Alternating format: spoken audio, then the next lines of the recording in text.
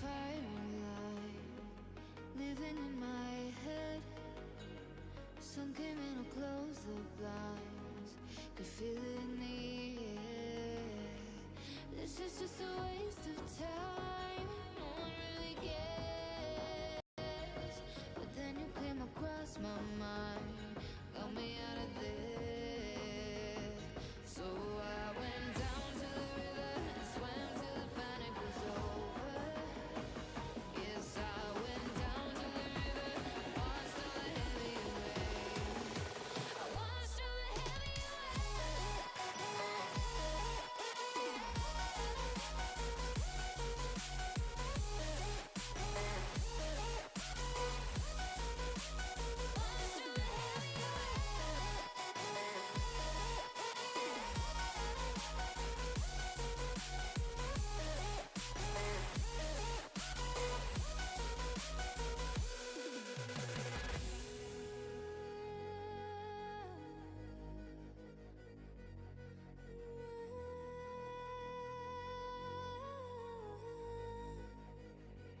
feeling all the noise in here, it's becoming ache. Pull me into calm and deep, and take me out to the waves. 'Cause I feel like a waste of space, breathing in the air. But you hold me like I might just break, like you want me there. So I went down to the river and swam till the panic was over. Yes, I went down to the river, watched all the heavy waves. I watched all the heavy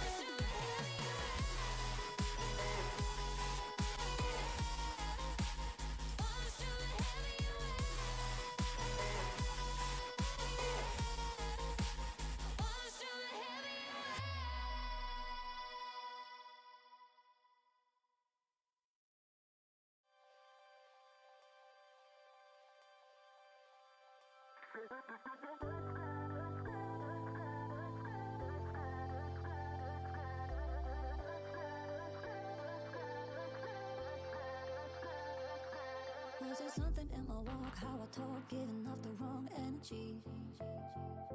Or was there something in my stride, too much pride, telling you to back down? Slowly, slowly you became my enemy. But you can't seem to get enough of me. So if this is the last time, I guess I better make it worthwhile. Yeah, if this is the last time, I guess I better give it my all. So if this is the last time, I guess I better make it worthwhile. Yeah, if this is the last time, I guess I better give it my all.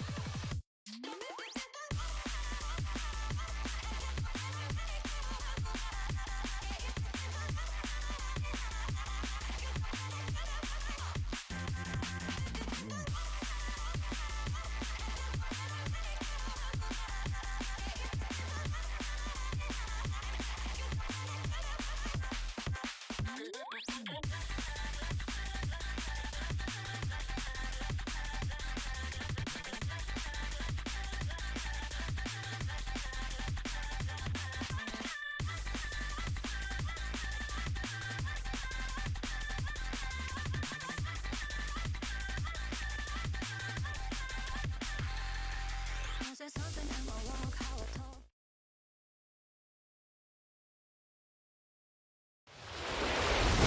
Tries to hold on to the bottom. Here comes Gisette. They make contact. They touch once, twice, 3 times.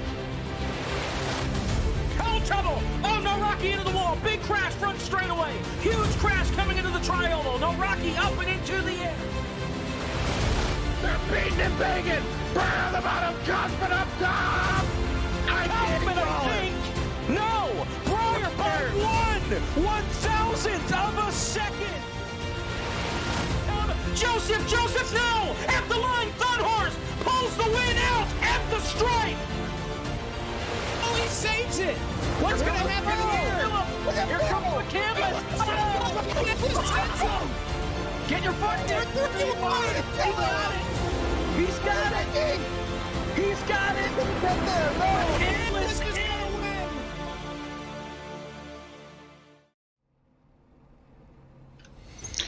Welcome everybody to tonight's presentation of Heat Race number 1 for the WINSTEL 400 11th running.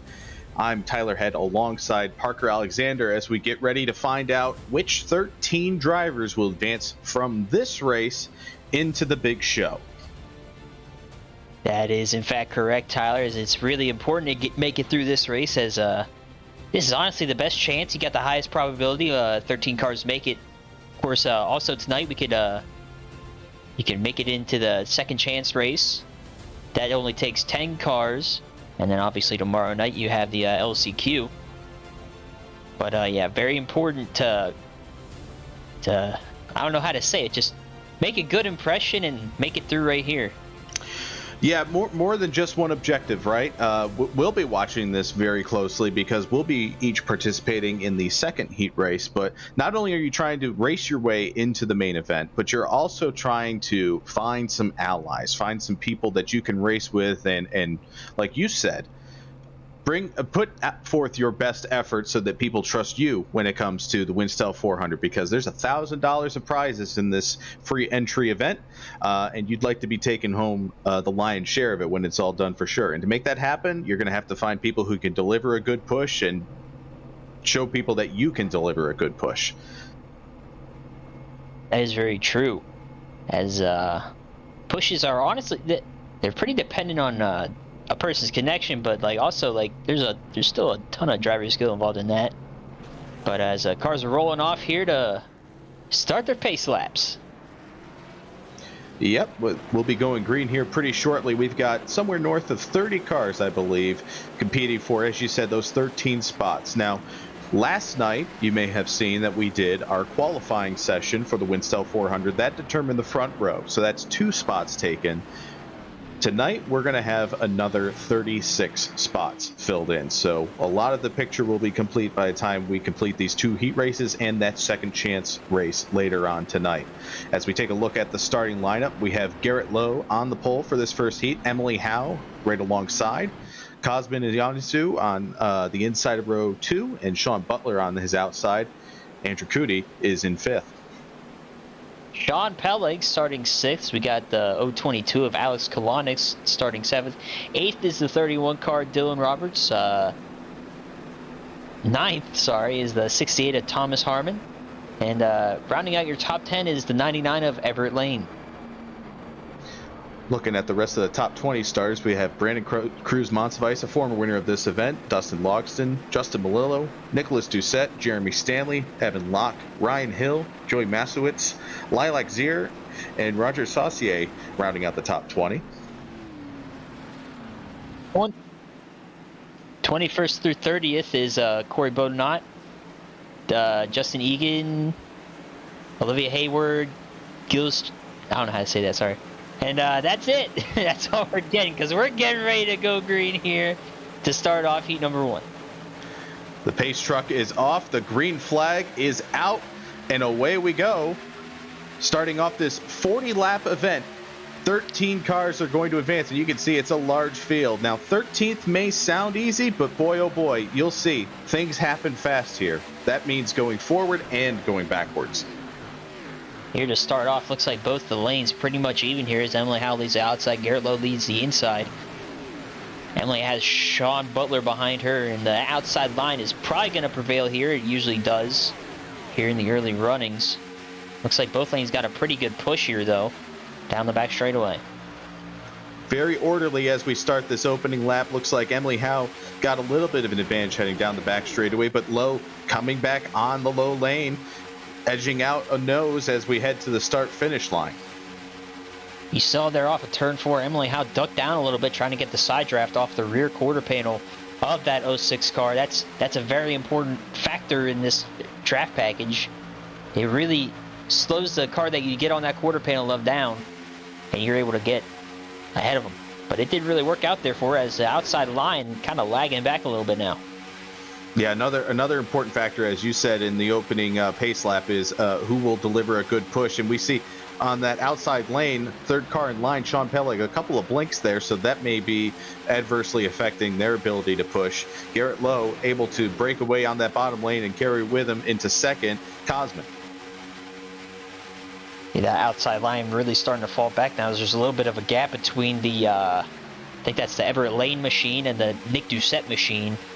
Once they get hooked back up together, as it looks like they have done that, they should hopefully start making some headroads. But it's still just falling back ever so slightly. Yeah, the connection doesn't seem to be there just right now. Another thing is, the aggression level is definitely not pegged at the moment. We're seeing them 2 by 2. There's plenty of room for 3 wide, and there's a lot of ground to make up if you decide to go 3 wide. Now we see Brandon Cruz Monsivice pulls up in front of Emily Howe, tries to get hooked up there, but still not having it just yet. That outside line trying to get it all formulated. Everybody on the inside carrying on through and into a pretty safe position at the moment. Yeah, it's single file around the bottom for about the first 5 or 6 cars, and Emily and Brandon trying to get something working, but it's just not working at all right now, honestly. Yeah, I've seen a couple of times Emily trying to get her 83 up onto the bumper of that 54, and it's making that 54 dance every time that she gets there. Still trying to make it work down that back straightaway. Cruz is, of course, Cruz and Emily going to be commentating Heat 2, and Cruz is, of course, getting used to having a new computer and actually being able to see more than 20 frames a second. So this is definitely a new experience for him, as he is still all over the place with Emily on his rear bumper. Yeah, you see the effort from the roof of the 83 machine working the back end of that number 54. Starting to make some headway, starting to move forward, but boy, it is coming with great effort. That is very much true, as the pack is still double file here. Still not making up that much ground down the back straightaway. Garrett Lowe still leading. And still nobody opting to stuff that third lane in the middle or work their way even higher than anybody who may be leaving a lane off the top. It seems like everybody really wants to get through what we expect will be a pit stop at some point and into the final stages of this race before getting too aggressive. But I will say, as much as you can make ground very quick, it's very hard to do it when people don't know that they can work with you, and you need to establish that you're one of the cars that can take a push, can give a push, and can be trusted on this track. So it'll be very interesting to see how this all shakes out. I expect this first run to be a little bit of a feeling out process for the field, as you don't really want to wreck out in the first 20 laps, but also you don't want to wreck out at all, really. But the first 20 laps really hurts, because you feel like you couldn't even really do anything. But everybody's still keeping it pretty tame here. There was a little bit of a moment out of 4 on the last lap between Dylan Roberts and Everett Lane, but they kept it straight. Riding on the back bumper of Justin Melillo here, riding in the top 10 and looking to the outside flank where the 83 and the 54 are trying to make some headway. So far, the best they seem to be doing is holding serve, so stopped hemorrhaging positions, but not really gaining ground, and now there's another surge by the bottom line. So obviously Emily and Cruz are trying to make that work there, but I know that that's going to ratchet up the urgency as they drop back for Sean Butler, Sean Pellig, Dylan Roberts, who are also in that line behind them. Looks like the 99 car of Everett Lane got shuffled out and into the middle. He's in the sucker hole. He is not going to go anywhere very fast at all. He is probably going to drop to the back, probably in a hurry. Yeah, you can see there's nobody who's eager to join him there at the moment. That I've been saying that third lane can make speed, but you need more than one car to do it. I don't think that Everett ended up there on purpose. No, I think it was Nick Doucette who might have shuffled him out. And he is still back there in the middle 3 wide, but looking like he might get a hold of the bottom here. No, that was somebody else. He's still stuck there.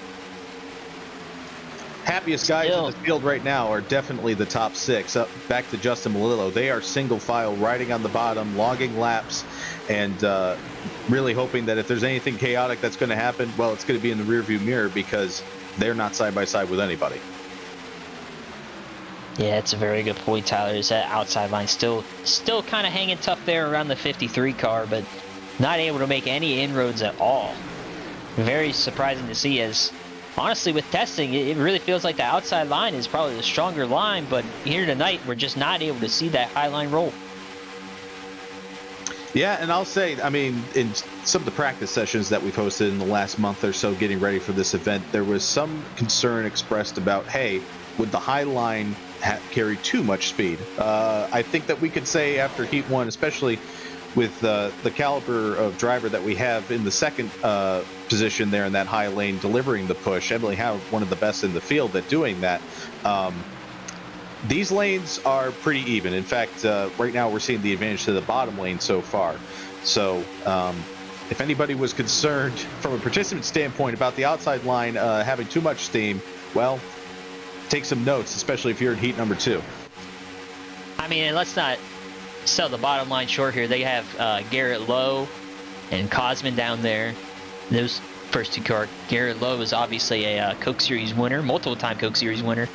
So he's he definitely knows how to hold a pretty wheel down there, knows how to keep the momentum up.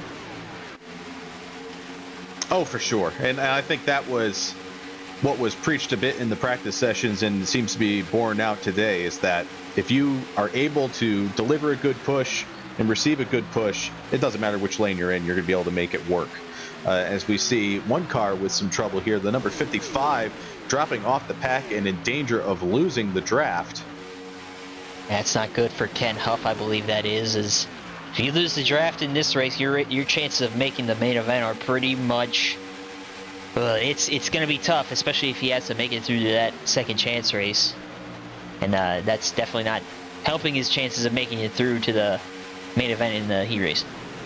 Well, silver lining for Ken would be if there's a caution, that would benefit him, and if there is a big wreck, he's going to have plenty of time to miss it. But I will say the racing right now is not lending itself to that at the moment. It's just very tidy and orderly at the moment.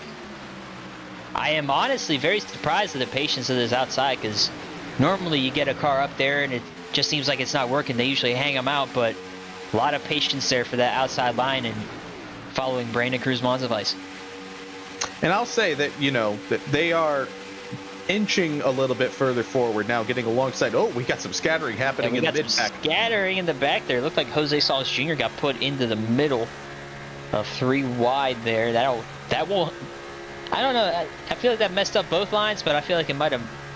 Yeah. The inside line's a little separated, as looks like Brandon and Emily are starting to make a run through the field here.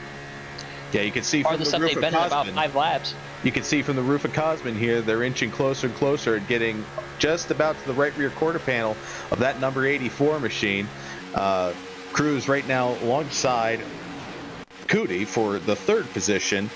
So a lot more headway, and again, a lot of scattering happening down the back straightaway. Now, you may see some cars dip below the yellow line. That is legal for the WINSTEL 400, but definitely an option that you want to use sparingly, especially with how the runs are generated in this car. But we're seeing that happen a lot in the mid-pack the last 2 laps, whether that's trying to get an advantage or just being evasive for any stack-ups that might be happening. Nonetheless, it's happening. Yeah, going under that yellow line, it's legal, but it's definitely not advantageous, as you see Brandon Cruz-Monsiváis getting absolutely hung out to dry here, as Emily Howe is going to take the lead here, followed by Sean M. Butler and Sean Peleg, the Sean and Sean show. You know which one I'm rooting for. But yeah, Emily Howe taking the lead here. But yeah, going under that yellow line, it's not advantageous unless you have somebody right behind you, pushing you, because that right rear quarter panel is a lot more susceptible to the side draft as the left rear is. So as we see Sean Butler making a move here on Emily Howe, I don't think that's going to go the way he wanted, because I think that 12 car is going to stay glued to the back bumper of that 83. Yeah, Sean hoping to get a push from the number 54 here as they cross the stripe side by side for the lead, and now it looks like the 83 getting that shove ahead, as you noted, from the number 12 of Sean Peleg as they dive into turn number 1. Here's where we might see that outside line prevail a little bit more, because if there's anybody who knows how to lead that outside line, it's that 83 car, Emily Howe. And it definitely does not hurt that she has the 12 and the 31 cars, and even the 51 car. That is quite the leading 4 cars there on the outside line, so watch out for them to just kind of set sail here. It could definitely happen, but Emily Howe has a little bit too big of a gap here as Sean Pelle looks like he's going to stay in behind her. Yeah, that is a foursome that is used to racing together on this style of track and all other styles of tracks, regulars in our WINSTEL series that we run throughout the year.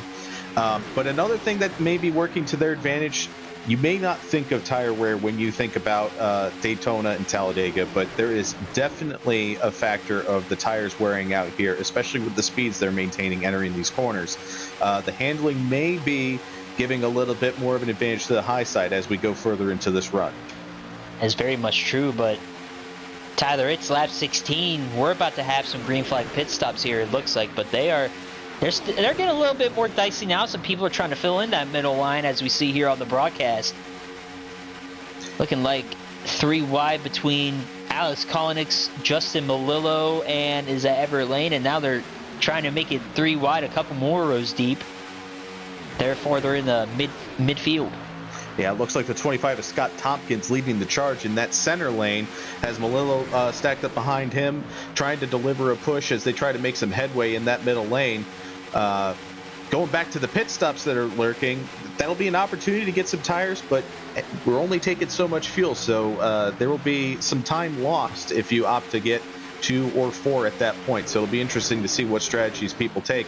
That being said, to be determined if it happens under green, because now, as the pit stops are lurking, things seem to be getting dicier. Oh yeah, you see Jose Salas Jr., I believe that is, leading the charge on the very outside line of the cars that are 3 wide. Garrett Lowe trying to make it 3 wide now, trying to lead the charge over there. As it looks like Sean Butler is probably going to fall back here. Like, he had a hell of a gap there in the first position on the inside line. Yeah, and the 06 of Garrett Lowe had been leading that charge on the bottom lane previously from the pole before a couple dropped down in front of him. He's now found his way to the middle lane, trying to go back towards the front. And now look, the 86 machine of Evan Lack, he's going to try to lead the charge on the inside. He's got a little bit of a run here, draws alongside the 31 car, Dylan Roberts. But I don't think... Now he's going to get a push here from Sean Butler. Ooh, got a little squirrely, though. And Jose just inches off the wall going through that tri-oval, sticking it on the outside, almost to the outside of that number 51, but Garrett Lowe gives a big shove to the 51 of Nick Doucette. Lots of big runs happening quick now. And I tell you, if there's anybody who's not afraid to do anything, it's Jose Salas Jr. He will do anything if you tell him to do it, and if somebody tells him to take it 4 wide, he'll take it 4 wide, that's for sure. Jose trying to hold tough there on the outside line, very outside line that is, but he's gonna lose some ground here, it looks like. Yeah, lacking some friends up in that third lane as things have sort of settled down to, obviously the bottom lane's established, and now what was the outside lane has kind of migrated down to the middle. As I say that, the number 25 finds a hole up the middle, shoves Garrett Lowe up to that outside, so Jose can try to give the 06 a push, but oh man, things are really getting discombobulated now. Yeah, and as we say that, look at this, the 86 car, Evan Lack has taken the lead in the heat race number 1 here. Very big for him. He's a new member to WINSTEL, and this is his first time running the WINSTEL 400. Good to see that. Nice to see some new faces here, as he is getting the absolute... He's just getting pushed hard by Emily Howe here. I was about to say something I can't say on TV, man. That's how hard of a push he was getting. Man, things are getting really dicey, and I'm really struck by the timing of this, because you saw the number 89 of Hayden Graypod the last time off of turn 4 hitting the pit lane. We just completed 20 laps this time by, so we're halfway in this race. If you're going to split it right down the middle, the opportunity is there for the taking right now as far as getting that pit stop out of the way. But that's when everybody seems to be getting their highest amount of aggression, as we see Sean Butler with a push from Brandon Cruz-Monsivice surging out in front as they head into turn 3. I'm seeing about 2 gallons left on the car that I am spectating, so the pit stops are going to be coming soon. As that outside line is beginning to fade again, definitely because there's a pretty big gap there between Dylan Roberts and the Jose Salas Jr. machine now. But Sean Butler and Cosman are going to take to the outside line. I am genuinely surprised by that, especially considering that pit stops should be coming soon for those guys. They've been kind of running up front a little bit, so obviously that's going to burn more fuel. Yeah, and unlike other tracks, there's not really a benefit to staying out, as we are seeing in the driver chat some notes of pitting in starting to get tapped into there. We see some migration down to the bottom. We'll see, are there any takers amongst this front group as we come off of turn number 4? There will be a couple towards the back of the pack, one towards the front, but that is it. It was looked like it probably about... Oh, we got a couple of them coming in hot. Oh, my goodness. Yeah, that's going to be close. First one on pit road is our pole sitter, Garrett Lowe, making his way down to the end of pit road. I also see Everett Lane, Ryan Hill, Justin Egan, Giles Chatelaine, Ben Hancock having some trouble getting into his stall, Josh Burnett, and Chris Hancock in the number 18. That looks to be everybody that's on pit road for this first set of stops. We're hearing now Sean Butler calling himself to the pits. Everybody trying to get themselves down to that inside line. As most of the field comes in this time. We got contact. We got one through the grass. I believe that's the 25 car. Yes, it is. That is such a shame, as we got a little bit of a going on. Yeah, we got a yellow. Coming back up on the tri-oval. That throws out the caution. We almost had an incident on pit road, too, between the 22 car, I believe, of Jose Salas Jr. and the 51. But yeah, messy round of pit stops here for these guys. And this isn't going to help these guys. These guys are going to be stuck on pit road while I believe the rest of the pack comes around. Well, it definitely doesn't benefit anybody who had not started a pit stop to this point, because they're going to be behind everybody who had pit. That is also true, but it actually did work out for these guys. They were able to get out before these guys came around to the start-finish line and they get the pace car. But we may see a replay here at some point, but here we go. We're already started here. The 25 is motoring, defacing the Daytona logo in the grass, and and he just comes up the track right into the 78 car of Lilac Zier. That is a big shame for Lilac. She usually finds herself up towards the front by sheer coincidence or by sheer skill towards the end of these races. Here's a good look at it. It looks like... I really thought that it was a matter of these guys trying to pit from the second lane that contributed to it, but it looks like somebody who was on the bottom decided that they were not wowing up in time, tried to bail from it, or maybe they were stuck on that bottom and didn't want to be pitting yet, but they ended up hitting that 25. A lot of people, I'm hearing, miss their stalls on the pit lane. Not good for them. They'll have to come back down and get service here. Oh, yeah, we're seeing... Whoa! Oh, yeah, look at that. Sean Pellick really missed his stall. Sean Butler really missed his stall. Everybody missed their stall, man. That's a product of the setup. I was about to make a note about, hey, there can be shared pit stalls. That's not what that was. Everybody was just that far off. That may be a product of the setup that we're using this weekend. As you slow down, the rear end rises up and the splitter starts to bottom out, and that makes it pretty hard to stop these things at low speeds. So that's probably what happened there, as people weren't expecting that. I'm sure that you're right on that. I didn't see a lot of the practice, but that's one of those things that you can overlook. A lot of practice time gets spent on, hey, how can I generate runs and what can I do with those runs? And if you practice pit stops, a lot of people practice the pit entry, but can overlook how you get into the stall itself. And when you have unique geometry for the car, like we have courtesy of Emily Howe this weekend, it can make something that seems simple a little bit more of a challenge. That is definitely true. As here we are under caution, the field has caught back up to the pace truck here. Looks like we'll have, I'm not sure who hasn't pit yet, but I think, is it Cosman who's going to cycle out to the lead here? It looks like it's going to be Cosman, if I'm seeing this right. We also have some cars definitely at the front of the pack, like the 89 of Hayden Rapaw and the 55 of Ken Huff, who may be candidates to take the wave around once we get to 1 to go. They had lost the draft and lost touch with the pack in a lap in the process of that opening run.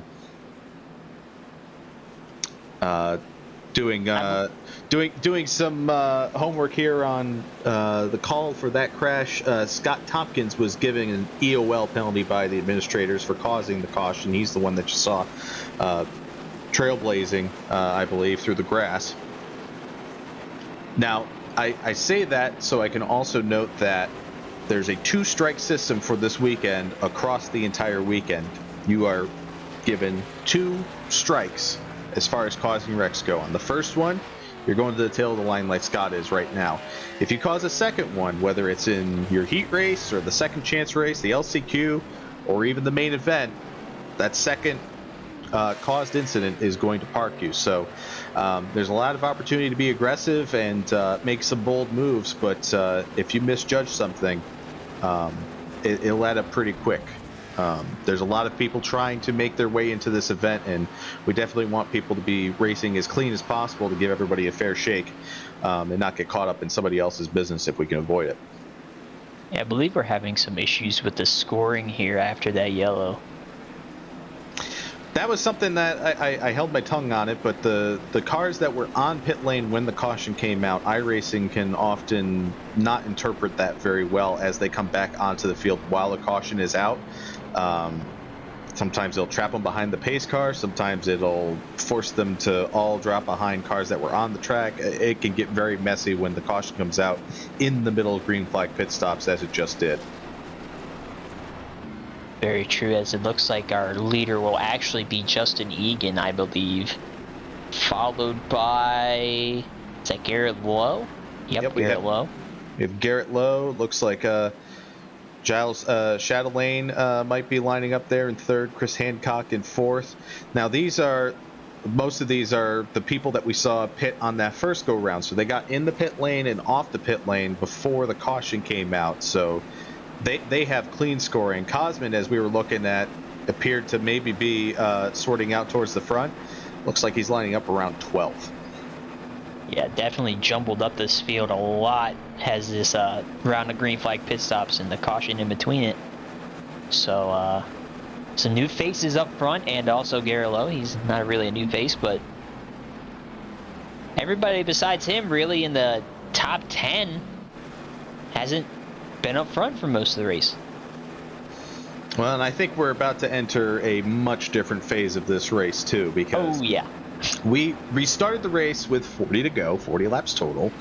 We are about to restart with 12 to go, and that's a much smaller amount of time, especially if you find yourself south of that 13th position, the final transfer spot from this event. So I think the aggression is about to kick into high gear when we get back going here in half a lap.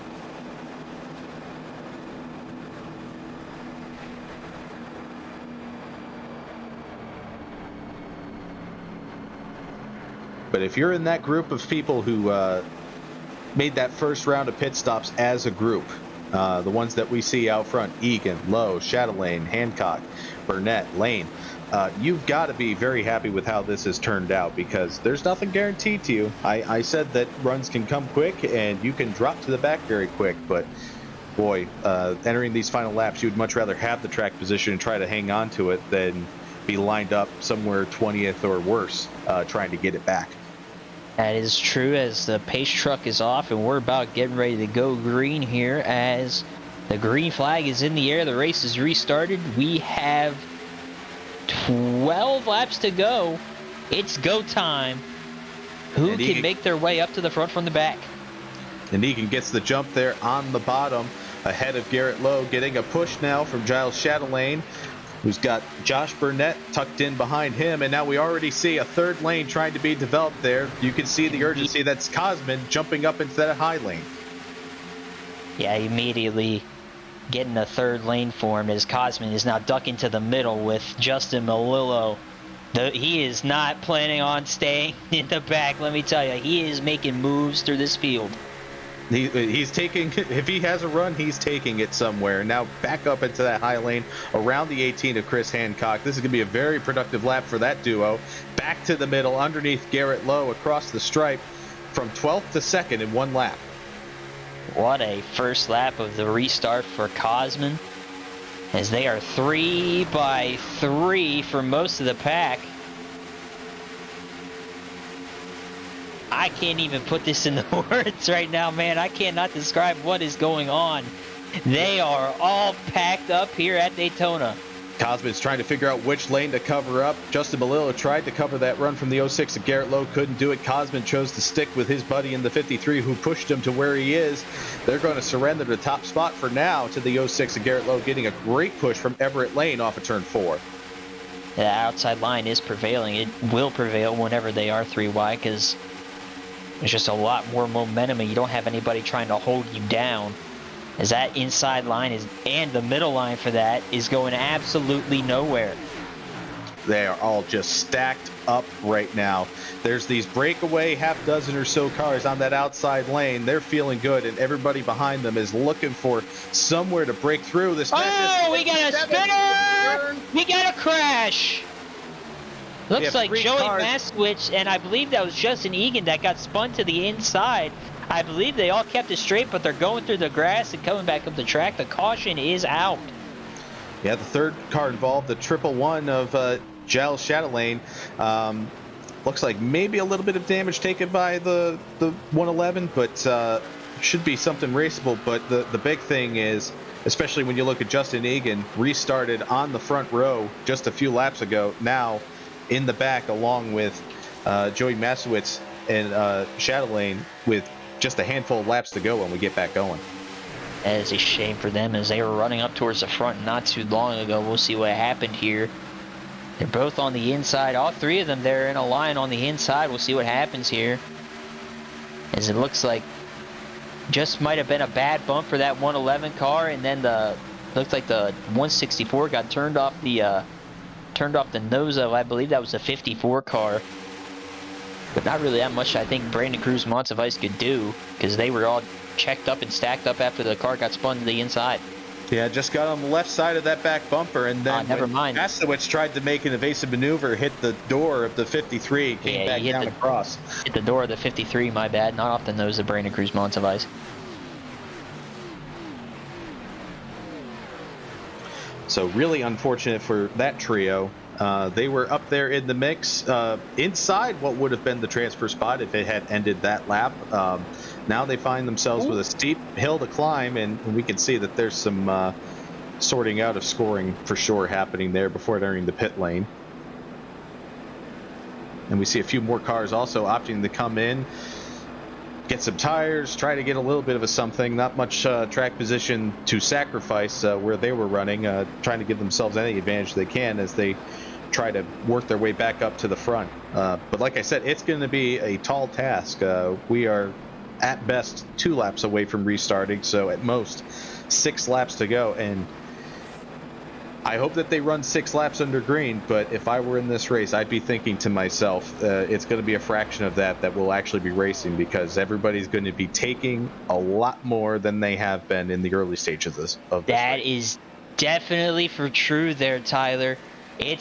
I said the last restart was go time. It's go time now. If you're in anything other than honestly, if you're on the track, you're not safe, because you could fall back to 20th in an instant in this package. So you really got to keep on your toes here in these last 6 laps. And if you're towards the back, you really gotta be the aggressor. Now, I want to document the 89 of Hayden Raypod just received the Lucky Dog free pass, so the 89 is back on the lead lap with this caution, running in the 30th spot. So we have 30 cars on the lead lap trying to get 13 spots in the WINSTEL 400 running tomorrow night.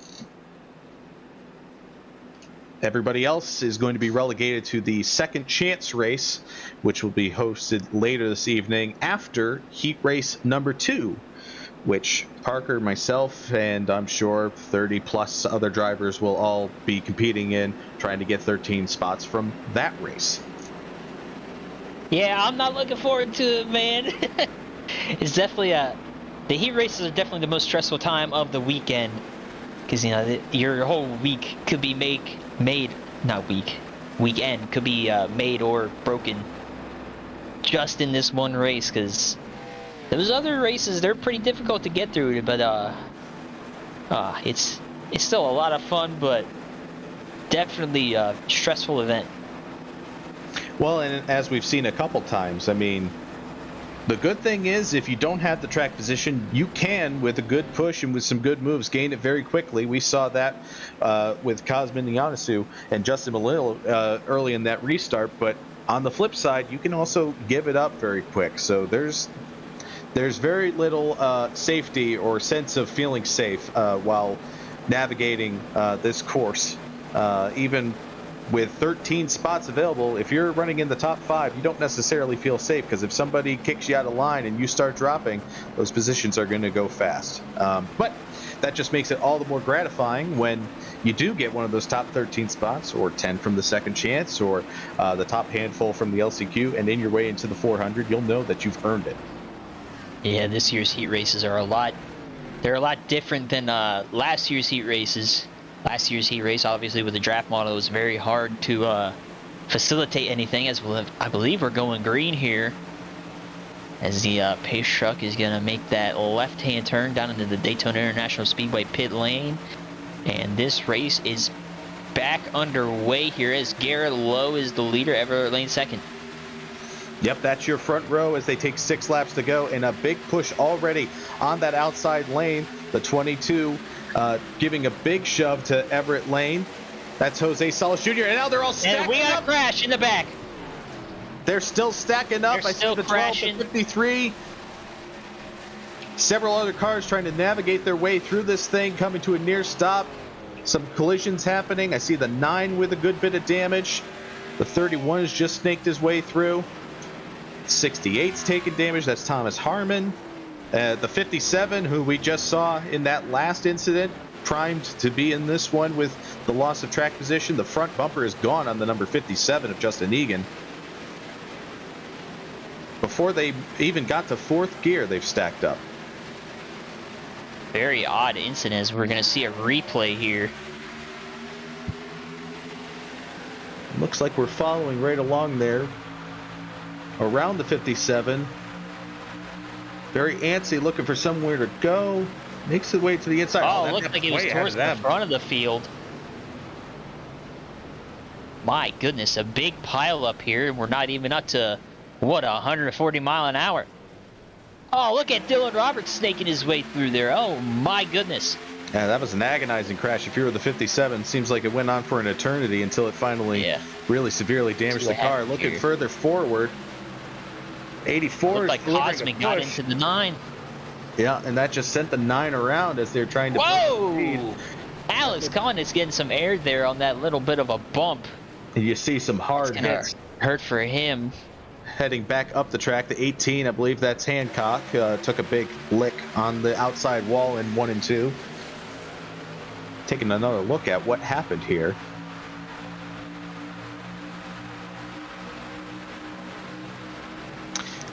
Now, it's hard to tell, but do you think the 9 maybe checked up as he was approaching that trio of cars ahead of him, and that came at an inopportune time, or do you think the push just came in the wrong spot? Hard to say.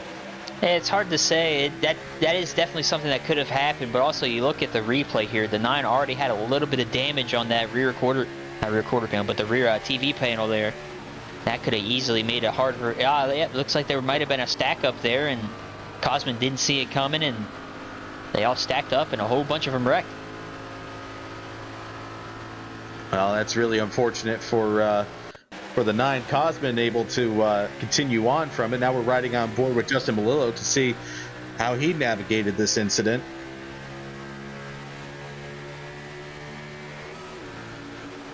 There you see it starting, and they start wrecking right in front of him. A little bit of a bump on the nose there. Oh, comes up and tags the 12 of Sean Pellig, trying to avoid the thing, and now the 53 of Justin Malillo is in it too, and clogging up the track with several other spinning cars. Unfortunately, not able to navigate around that. Yeah, that was definitely a tough break for most of those guys in that wreck. I believe there may be a fast repair, right, Tyler? There's one fast repair available, to my knowledge, for this race. The big hit is there's no time left.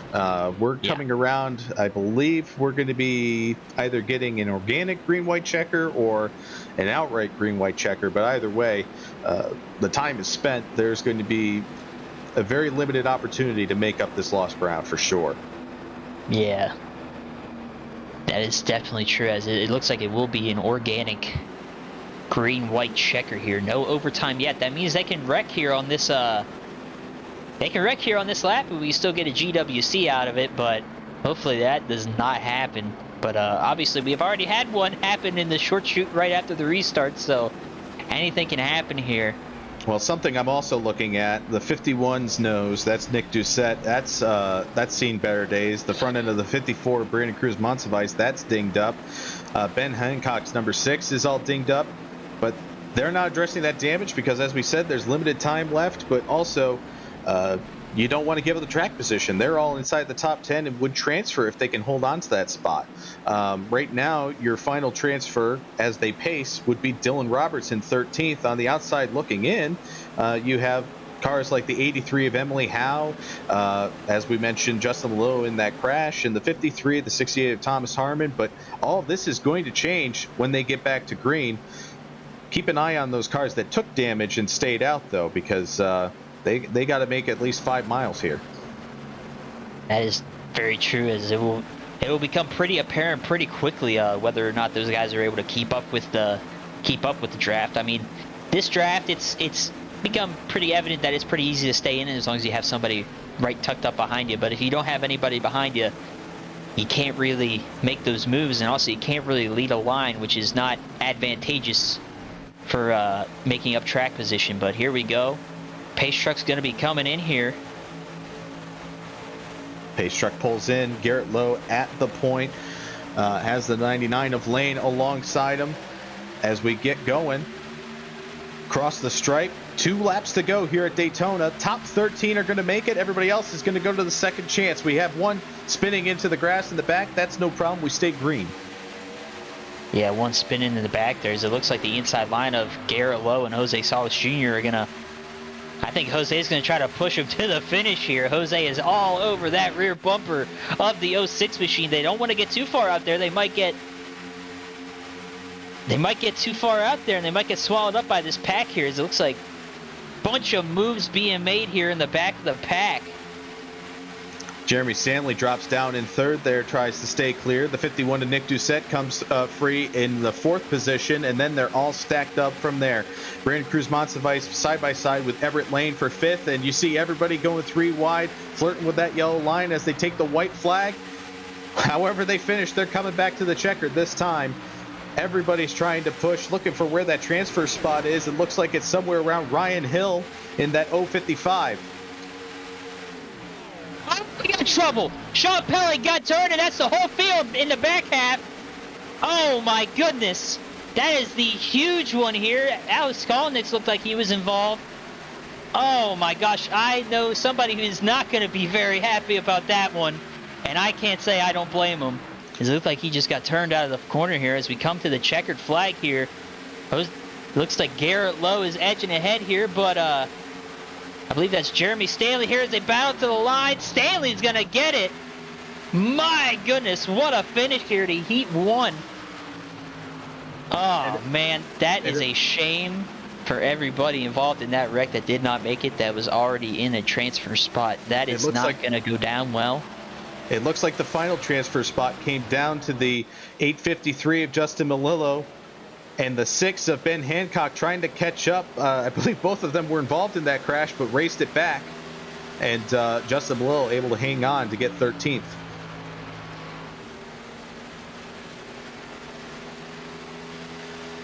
I want to see what happened there in that incident. We get a replay here. Ah, it looked like, yeah, Sean got turned out of the corner. It looked like maybe a little bit of net code. But that 6 car definitely wiggled up the racetrack. Tough break there for everybody involved. Just hard lick into the wall for Sean Peleg. He was able to drive it back around to 21st place finish, so he will not make it, and he will have to go to the second chance race. Yeah, looking at all these other cars that end up stacking. Oh, we got extracurriculars after they're done wrecking. I don't think somebody can see out of the smoke. But on board here with Malilla, he's riding in the back. He had the best strategy here. He said, I'm gonna just avoid it all, go to the apron. Oh my goodness! He got very lucky there. He's gonna go underneath here of Andrew. Oh man, what a finish to this race. Absolute calamity. Yeah, high amount of drama for sure in that final lap as everybody stacked up. I'm seeing Josh Burnett involved in the crash, who was in a similar position just trying to miss the thing, but boy, a lot of the track was blocked by the time folks came around to it. Evan Locke was in it. You mentioned Sean Peleg. I saw Hayden Brapa, Lilac Zier. Ryan Hill lost a lot of time avoiding it. Joey Masowitz.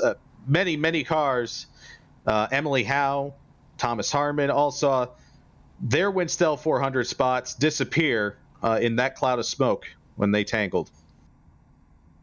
That is very true, Tyler. As our top 10 here is Jeremy Stanley, winning heat number 1 by a slim margin of 0.023 seconds as to Nicholas Doucette.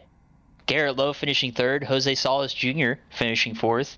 Big rebound from him this year. He wasn't able to compete in the WINSTEL 400 last year after being eliminated in the LCQ.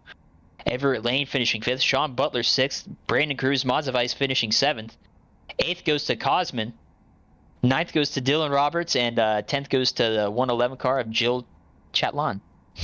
So that's the happy page. 3 more happy people here. Justin Egan, who had a lot of drama in those last laps, but that wreck came at the benefit of him, able to get back into a transfer spot, as well as Andrew Cootie and Justin Malillo. Now the unhappy people. Ben Hancock in the 6th car, Shane Ward, Olivia Hayward, all just barely missing after that last lap crash, along with Ken Huff, Corey Bodeno, Roger Saucier, and Evan Locke, all on the outside looking in, relegated to the second chance race, as is Sean Kellick. Ryan Hill. The really unhappy people right here.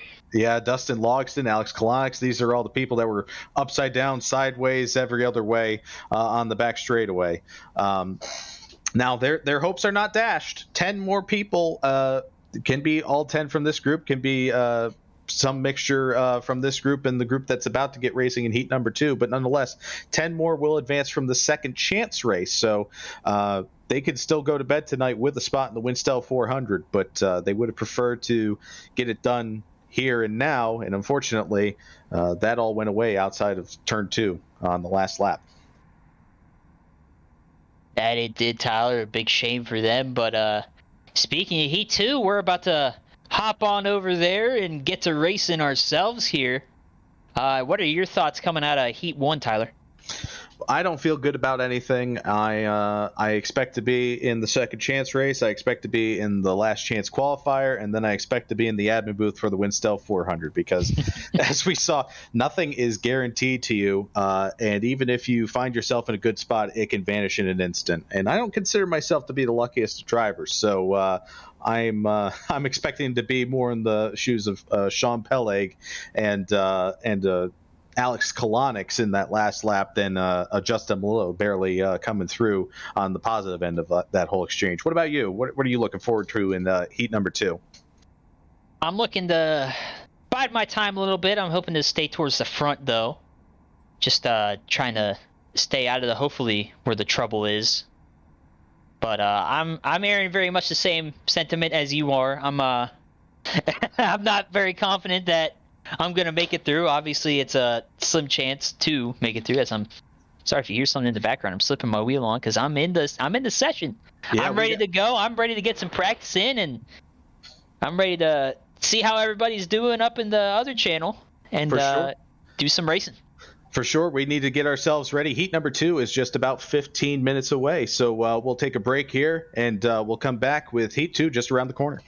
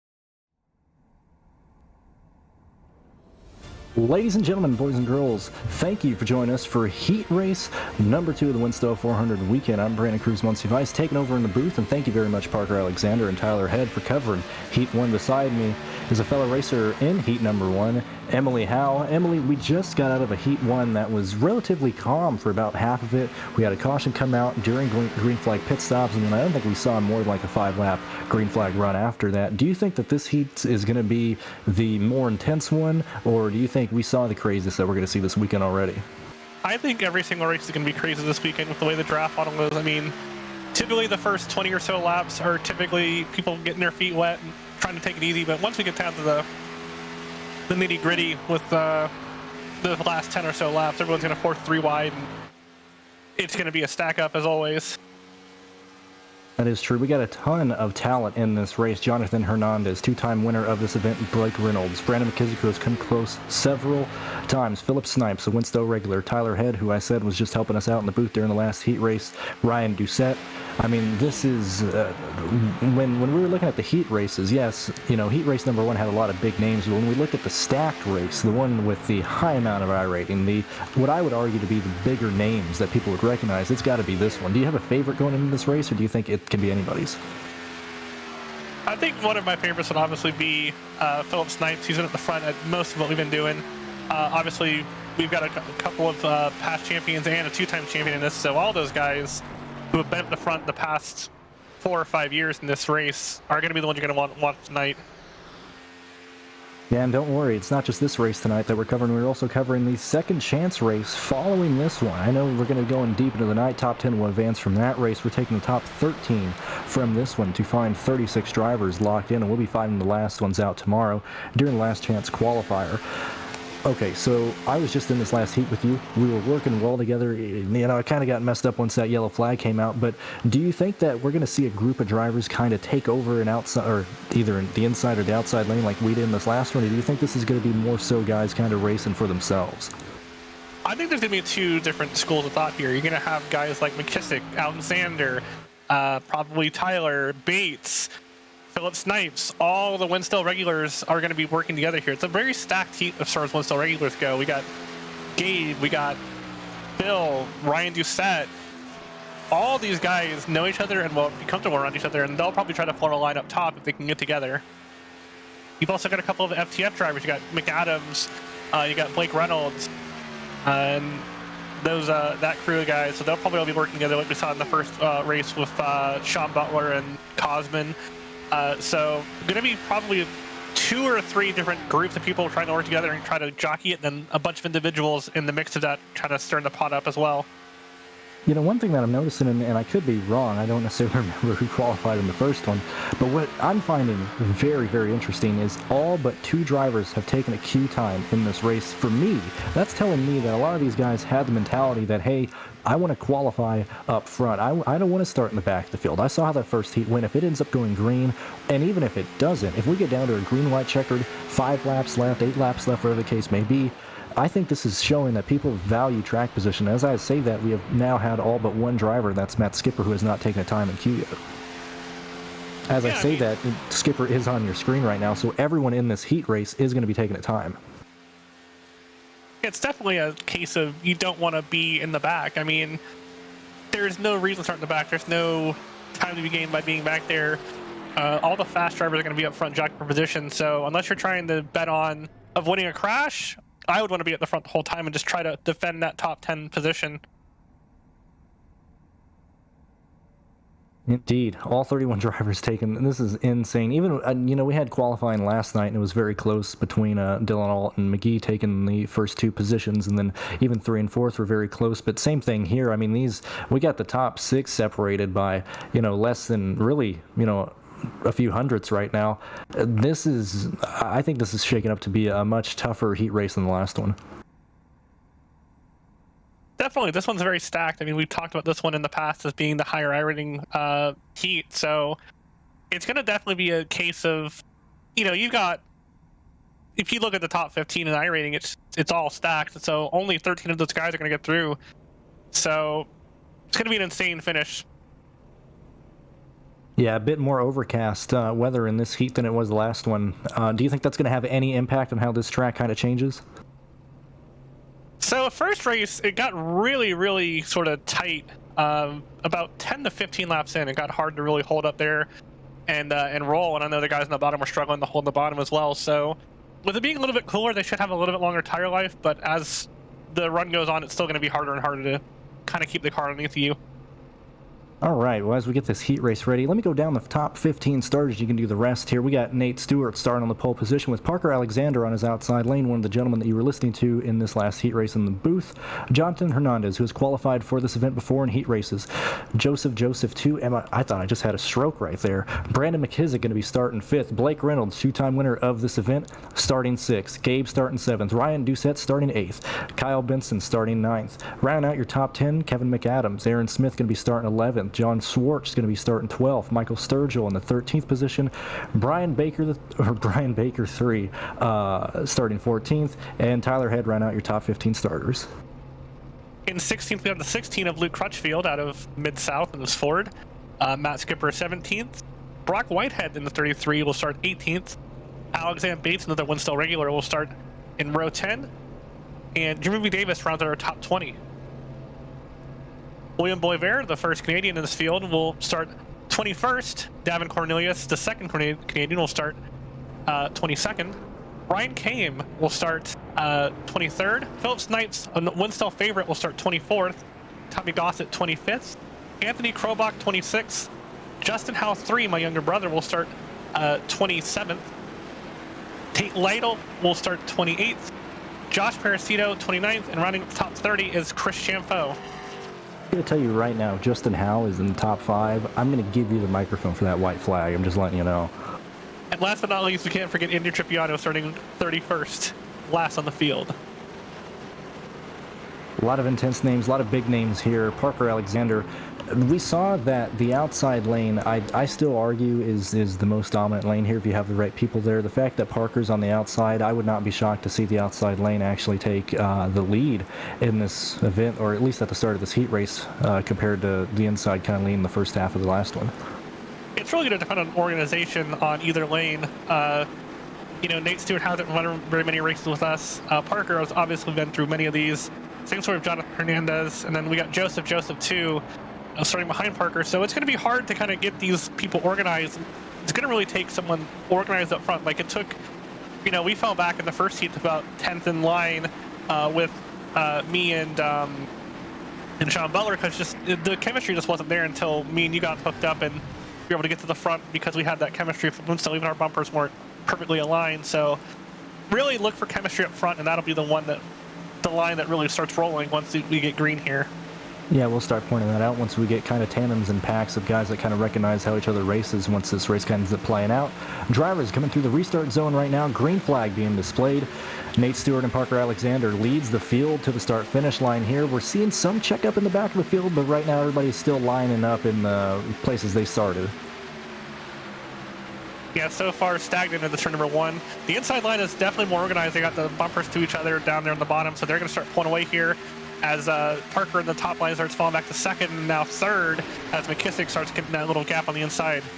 Yeah, remember, it is the top 13 drivers advancing, so that'll be probably the main focus once we get into this later. But right now, as you said, outside lane kind of falling back. That might be a situation to where Joseph really hasn't raced with Parker a lot and wasn't able to really get to the back of him, even with Reynolds pushing him on the outside of turn 2. But as they come out of turn 4, you see the inside lane with a 5-car length lead to the outside lane as Parker Alexander continues to drop back on that outside lane. Oh, it's Parker big sideways off the front bumper of Joseph 2, as we talked about earlier. This chemistry just not there with them. As they're going 3 wide back in the pack. The first 10 cars on the line inside. I wouldn't be shocked if I saw Bates hop up in front of Parker here if he gets cleared, or McKissick and Gabe to hop up too as they're on the bottom. But as it is now, the outside line just not organized and not able to make moves in momentum. As we see Max Skipper be the first one to jump out of line there, this 14 machine. That was a huge checkup, and I don't know if Parker's going to want to be pushed. Parker gets pushed into the wall by Joseph. Your outside pole sitter falling back fast on that outside lane. Nobody helping Parker in that 63 car as he almost hits the wall again, just being pushed with the draft. You see Blake Reynolds shuffling Joseph out of that lane, and now Matt Skipper is by himself. The inside lane is now a train. Can I get a whistle notification? Tyler Head. I mean, this is exactly what he wanted. He's in a position where he'll qualify in, but right now that outside lane is absolutely non-existent, and we are lining up for a green flag run.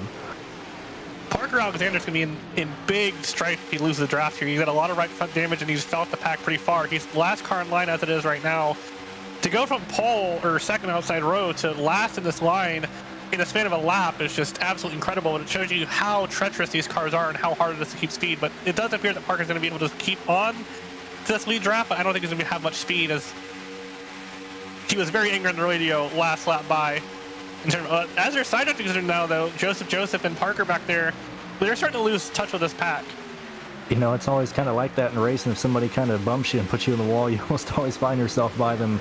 Again, right now, only 4 cars on the outside lane. Another kind of casualty from that checkup was Matt Skipper. He saw guys starting to push in the outside lane. He went from around 6th and 5th, jumped up to the outside lane, and now he is outside the top 15.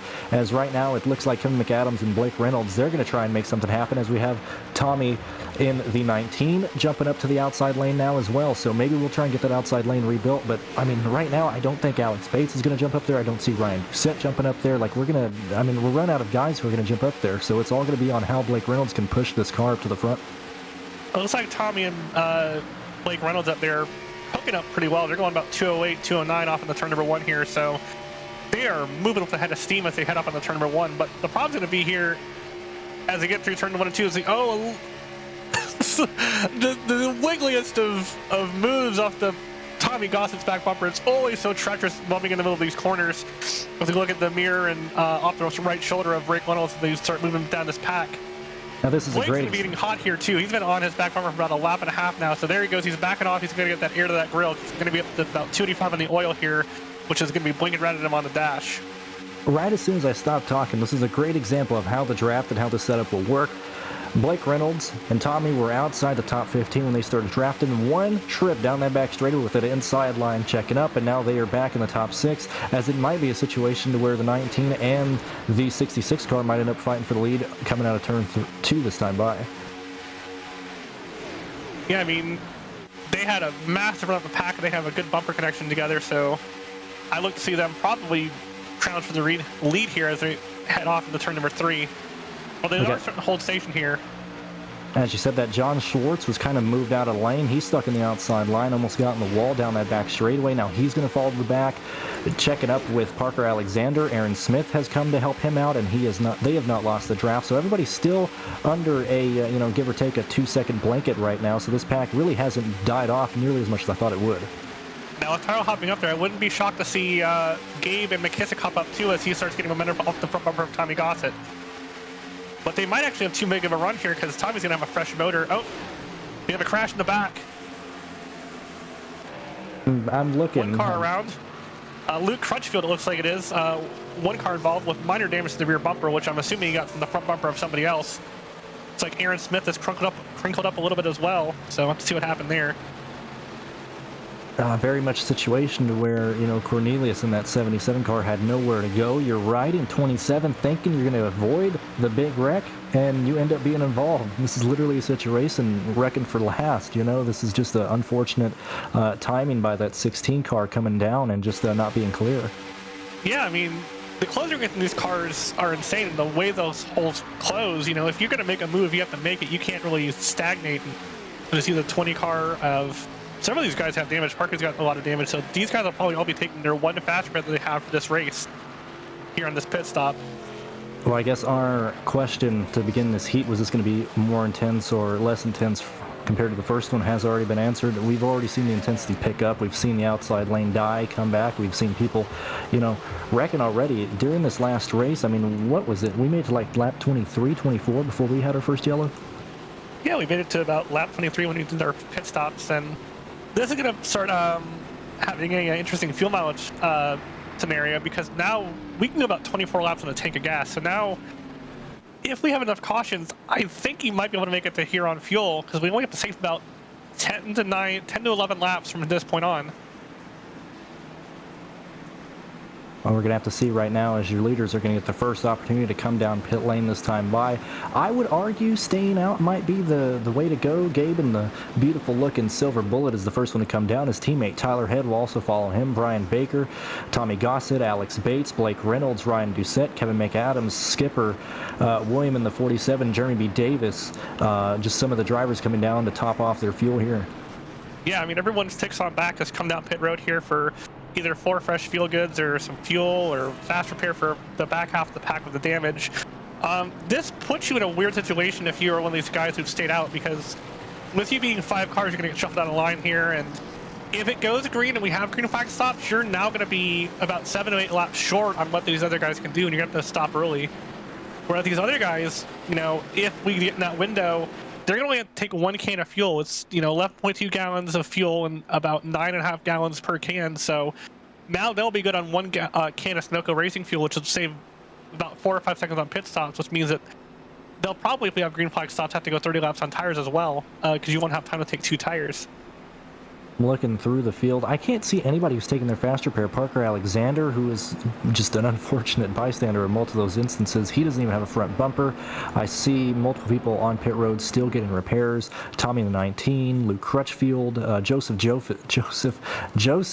is still on pit road getting repairs to his number 20 machine. It looks like everybody has kept their fast repair for later in this race. It appears so. I think the only person I see who might have taken a fast repair might have been the 70 of Aaron Smith. I don't know if he had damage or if it was netcode damage I saw earlier, but everyone else has decided to fix their car or not take their damage. Yeah, I think it was netcode damage, because it looked like, at least on my screen, that he was able to get around that wreck entering turns 1 and 2 there. Should be 1 to green here at the line as the pace truck crosses the start-finish line. As they take 1 to go, a lot of big movers so far. If you look inside the top 10 right now, we have Tyler Head, who started 15th. He's currently in 8th. Kevin McAdams started 10th. He's moved up to 6th. Michael Sturgill, who started outside the top 10, in 13th. He's now running 5th. And as we've noted, Parker, who started in the outside pole position, got involved in an early incident and has fallen all the way through. Past that, we're seeing most guys ride right where they started. And as I say that, Parker on pit lane deciding to take his fast repair. Yeah, he must have seen this damage was too significant to really bother repairing, so he decided to probably come back around and just eat it as he gets 1 to go. Additional drivers who have taken a fast repair, it looks like Krobach and Crutchfield also took their fast repair. So those 3 drivers with 1 life remaining pretty much in this heat race with 30 laps to go. Definitely, I mean, and it's going to be interesting watching them come from the back, because Parker is definitely a good plate racer. Crutchfield has been good all this preseason testing, and Anthony Krobach has been up front with us for a while and has obviously been at the top of some of the esports stuff lately. Did a lot of the eNASCAR College Series, so interesting to watch those 3 guys come from the back with fresh cars and how they decide to either, you know, keep their cars clean or go aggressive and try to get back up to the front quickly. Decisions. I mean, look, if you got 30 laps to go, the way that I always look at plate racing is with 40 laps to go, whether how big the event is, I think that's when you start moving. With 30 laps to go here, with a big field like this, like I would argue that if you're in a situation like Matt Skipper, Philip Snipes, Ryan Doucette, who's currently in 18th, 17th, and 16th respectively, I mean, it's go time for these drivers as the field comes through the restart zone one more time to get the green flag. Big jump on the bottom line there as the outside lane had a little bit of wheel spin here. McKissick not on the back bumper of the 41 machine of Nate Stewart, though, so outside line will probably get a little bit of a run here if they can get organized. Jonathan Hernandez being pushed by Kyle Benson right now in that outside lane. We've seen both these drivers in practice sessions during the off season, or during the holiday season rather, for this event, so I imagine that they're going to end up tandeming pretty well. Tyler Head and Alex Bates also looking to get in position to see what happens with this outside lane. Much more cohesive, coordinated right restart compared to the first one. Yeah, definitely. I mean, they got that first start jitters out, and now, you know, you don't really know what you have until you're in this 30-car pack, the way the air is. So they've got about 7 laps under their belt on that first green flag run, so now they kind of have a little bit of confidence, know who they can work with, know who, you know, people are around them. So once again, though, we're seeing in this restart, the outside line struggle to get organized, and they're looking to get a little bit of momentum now, but inside line definitely advantageous on this restart. And kind of as we're talking about that, John Schwartz and Brian Baker making it 3 wide on this outside lane, right outside of Skipper in that 14 machine. It looks like John is going to end up being the guy left out on this outside lane, as the outside now has 5 cars fighting for the lead compared to the 8 cars on the bottom. Matt Skipper jumps to the outside once again. It seems like that is the lane that he wants to be in. He did the same thing during the last restart. Now, I don't think he's going to end up losing the positions that he did in the last one. We're still 3 wide as we almost have a wreck out of turn 4 with John on that outside and Philip Snipes trying to make something. They nearly make contact again. We are trying to wreck back here for 20th. I mean, these guys are all targeting 13th. If you're ahead of that cut line, you're trying to stay up there.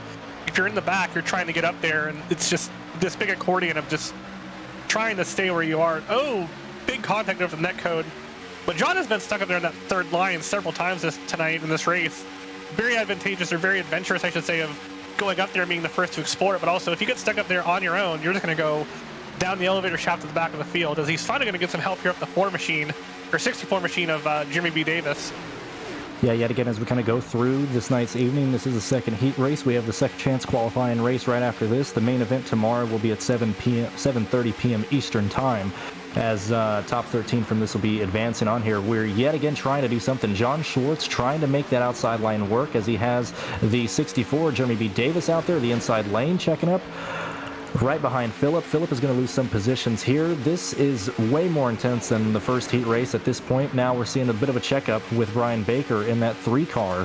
Right now, if you're in the top 13, you're kind of happy right now. You're seeing these guys kind of get stupid back here in the field, and all you got to do is just maintain position up front. Well, Chris, I was just about to ask you that. At any point in this last race, in the Heat 1, did you ever feel safe even when we were at the front of the field? As we get a near wreck, the 3-car Brian Baker came down to a spot that was not there, cut off. Tate in the 56 machine answering your question. Honestly, whenever you were pushing me, I felt safe in that outside lane, and certainly entering the pit stops. Unfortunate with how all that played out, and then entering that green-white checker, that was the one time that I really did think I was safe with all the damaged cars around me. But if I was in this pack right now, you're looking at Ryan in the 15, Tyler Head in the 4. I mean, we are kind of at a dangerous point with this outside lane. They haven't had the momentum that we're expecting them to see, and so there's even a position to where, yeah, you might be the 4th car on the outside lane if we're looking at Tyler Head and Alex Bates in that 8 car, and you still might be right at 11th, 12th, and 13th on the track. Definitely some very aggressive moves I see in the back of the pack, with this outside line struggling to find its feet. A lot of guys are really trying to shove it to the bottom, and they're, with the way this closing rate is, that hole that you see for a split second is gone as soon as you're trying to move down to it. So a lot of guys are trying to move down, and then that hole, they finally close and get stuck 3 wide. John Schwartz once again 3 wide in the middle, back in the pack, right around the transfer spot. We got to remember that we went green with around 30 laps left. The fuel in this car, if you add yellow laps, we're maybe looking at 24 to 25 laps. So everybody here will have to pit one more time in this race. And if it goes green, it looks like those pit stops will be around with 4 or 5 to go. So it's going to be intense from here on out as we look to complete lap 16, this time by turn 4. Looks like we're going 3 wide again through the field here, as those guys 3rd, 4th on back in that outside line have decided they no longer have the patience of the outside line as Skipper starts moving up forward, and that outside line, that far outside line, gets momentum. Yeah, we're going to have to focus on this 3 wide positioning right at the transfer spot. Andy Trippiano got in the wall, and now it is a big wreck. He's upside down, flipping in turns 1 and 2 right now. Still has land on his roof, and now he's going forward. I was going to point out right before that, they were getting crazy in that tri-oval. The 34 machine of Andy got in the wall down that tri-oval, and that really accordioned all the way into turns 1 and 2. He really wasn't able to get it out from under him, or at least get the car back under him, and right in front of him we have Justin Howell. I can't tell if he was hit by Tyler Hood. I can't tell if it was net code, but he got put in the wall right in front of Andy, and that stacked the field up and wrecked him in turns 1 again. Looking like a slight bit of net code, but obviously those 2 cars kind of came together. That was the first car started sideways with the 32 of Justin Howell, and then behind them, just this whole field is just stacked up. And Parker, once again, I don't know if he made contact there, but I think he made it through without any contact, sliding through the grass. Let's check once again. You're going to see the Tyler Head come up, a little bit of net code, a little bit of contact, and then it sets a chain reaction. Justin gets away with it a little bit, but then Trippiano, these guys behind them are just absolutely in the fence. Gabe, Phil, and Parker did an excellent job. I want to go on board with Parker here to just ride in the grass if we get a shot or a chance, but absolutely insane job of these guys back here. Just check up and get these cars loaded up. Yeah, this is a NASCAR Thunder Challenge if I've ever seen one. Avoid the wreck, as we're on board right now with Philip Snipes.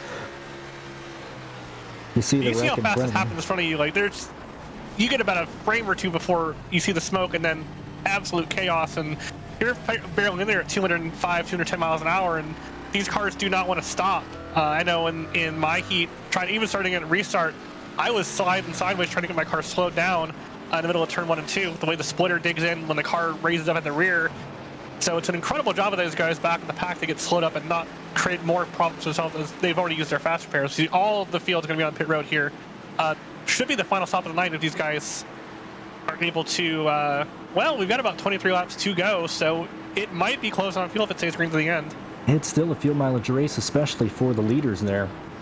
Going to be an interesting play. McKissick makes a mistake entering the box. He's going to have to back up and get a service there. It's going to cost him a couple seconds there as he slid through the box. It looks like Ryan Kine might have missed his box as well as he first went out. I don't know if he took. He did miss his box. What.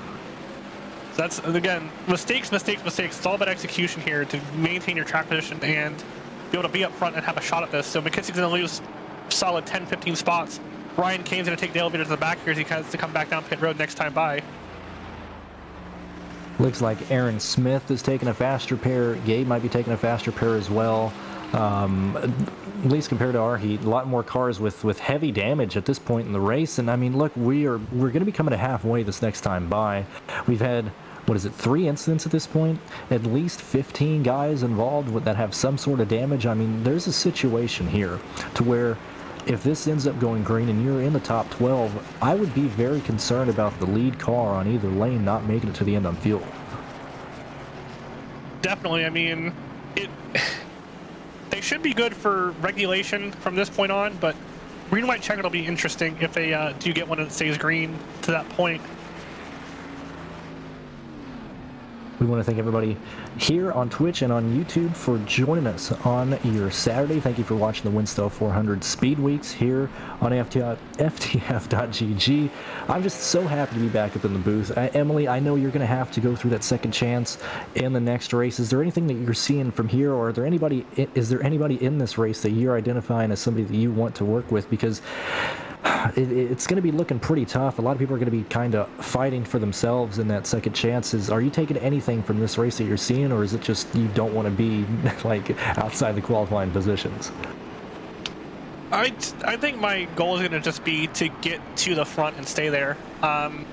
Realistically, what I'm seeing is that it's harder this year to move through the field with how high the talent level is and just how much the air is moving around. So, or I guess more so how less people are willing to leave that top, that top line. In our races that we've done so far, you kind of have the situation where you want to lead every lap and you want to be up front. But if you're top 5 and in a single file line, you really have no reason or expectation to pull out a line there. So the top 10 or so, as long as they can get lined up, they're satisfied to be there. And you're trying to basically push from like 10th on back, and it's hard to get that momentum when the line is organized up front. Yeah, I think this is just a result of the lack of, not necessarily practice, but the lack of pack practice that we're seeing a lot of the people, at least in this heat race, show compared to the first one. As you just said, like, you're going to need people to work and make that outside work, and you can make it work. Like, we showed everybody that, sure, we were up maybe a lane and a half compared to probably where we should have been in that first heat, but as soon as we went to the middle lane, we were able to pretty much slingshot to the front, and we just haven't seen that manifest itself yet. Correct. I mean, it's just absolutely a situation where, even with that package talk, it's different in the heat race compared to every other race, because the goal is to finish 13th or better here. When you're racing in an actual race, the goal is to win. So the mentality changes, and it's a very different animal. We haven't run the heat race, at least on my end, in several. I don't think I've ever actually run a heat race in WINSTEL. For the WINSTEL 400, I've either qualified my way in or had the Engineers Provisional. So this is my first time in WINSTEL history running a heat race. It's a very different experience than what I expected. I know we made jokes with you saying that you're never going to want to give up that provisional ever again. As we look at the field come out of turn 2 right now, I think this is going to be a fantastic example of what we can see tomorrow with Blake Reynolds working that inside lane. Both lanes, side-by-side, dead-even tie drag race down this back straightaway with people tandeming. The pack is still together. I'm looking at 3 wide right now between Philip Snipes and Brian Baker. Actually, as Brian Baker gets hard into the wall, nobody else is involved in that, but he is going to start falling back into the cars that have a lot of damage, and so there's a chance that we're going to have at least a secondary pack outside the top 20 right now start to form.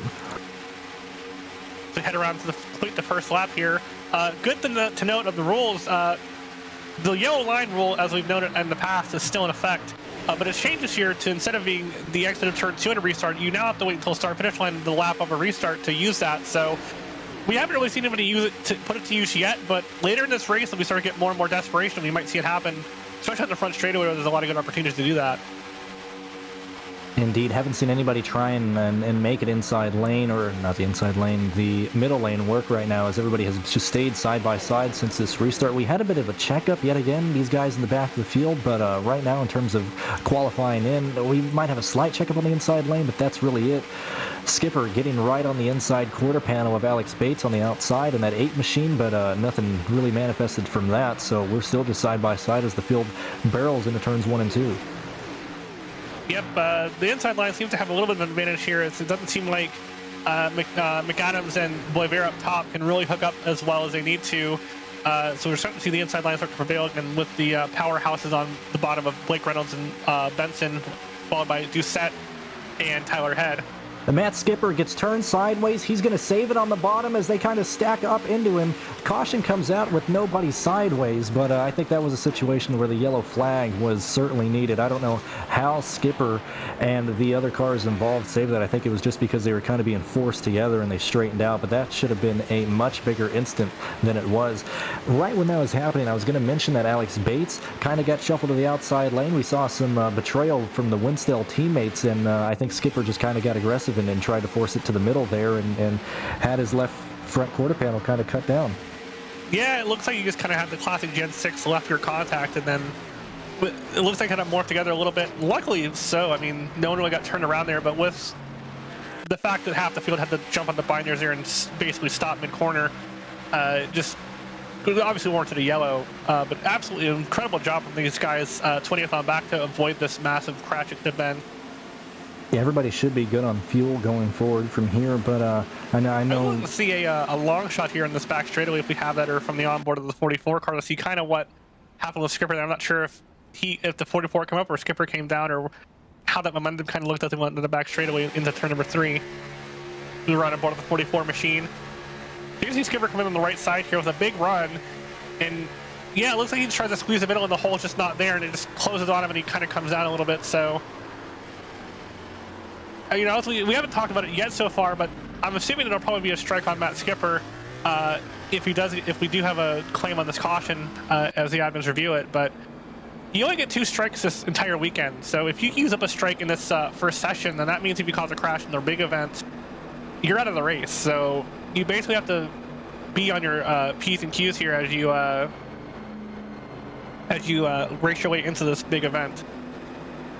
Yeah, most of the field staying out. Anybody who went down pit lane this time by Parker Alexander, John Schwartz, Brian Baker, Whitehead in the 33.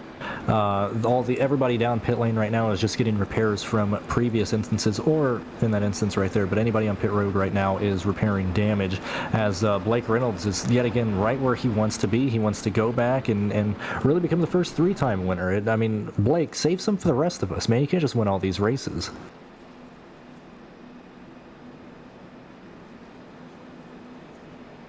Yeah, let's look into the field here. Who's kind of clean and who has damage. Matt Skipper was given the EOL penalty for that, so that is his first strike of the season. So he's gonna have to come from the back here if he wants to make his way in. Yeah, as you mentioned, the 2-strike rule for the weekend. If you end up getting a second strike, you will be parked, whether it's if you get 2 strikes in a heat race, if you get 1 in a heat race and 1 in a secondary qualifying race, then your weekend's going to be done. Or if you get 2 in the WINSTEL 400 tomorrow, we're going to ask you to be parked. So really the first, I think, actual penalty being given out. I think all the crashes in Heat 1 were all racing instances. I could be wrong, but I think Skipper's the first one to receive an EOL this weekend. Yeah, I mean, I think there was a one for the first green flag pit stop, but other than that, it's been all racing deals as far as the on-track stuff goes, so it's hard to overcome that when you're in the back and, you know, you have to race clean, because now at this point, if he gets another strike and causes another incident, it's weekend over now. So to get doubled up here with 15 laps to go.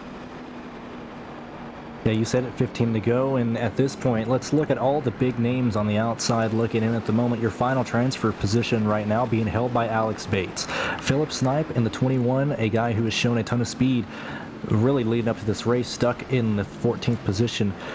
Gabe in the 15th, we have your brother Justin Howe in 16th, Jeremy B. Davis 19th, Aaron Smith in 20th, Luke Crutchfield outside the top 20 right now, so a lot of big names. I mean, at this point, I don't think you can even let off the gas. I think you have to tape your foot to the floor and just make a line work.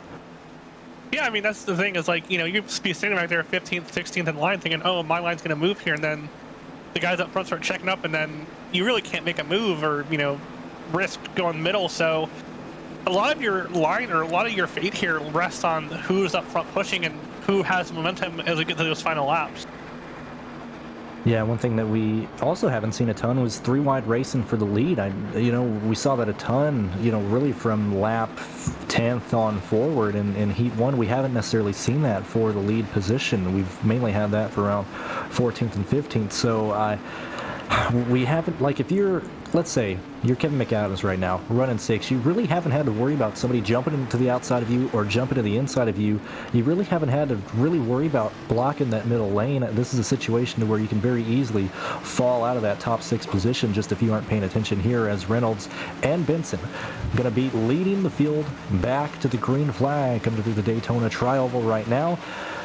Benson gets a fantastic start in the outside lane. I don't know if he's going to get the help from the car behind him, William at 47, to maintain it, but he's certainly going to try. You got your leaders tandem in entering turn 1. Yep, side by side, 2 tandems ahead of turn number 1. Very, very even right now, but it looks like the inside line is going to prevail here as the outside line's going right to the wall, so they're going to take that longer radius. As Phil Snipes, the first car to force it 3 wide in the middle and the back there, right around transposition, 13th. 3 wide on the inside of Joseph on the outside of Alex Bates is that 21 machine. He's going to work his way into the transfer spot, as you're going to start seeing these guys just really forcing it to the inside here, or at least to the middle.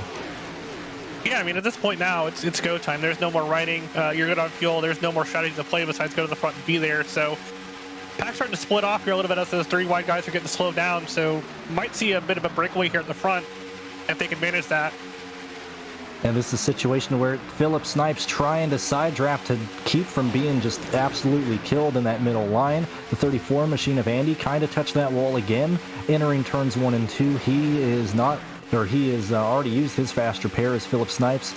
Going to be forced to the inside of Joseph one more time. I mean, this is the battle for the transfer position. Your leader's got nothing to race for. If you're in 8th right now, you got nothing to race for. This 3-wide battle is for the transfer position, as we're going to be coming to 12 laps to go.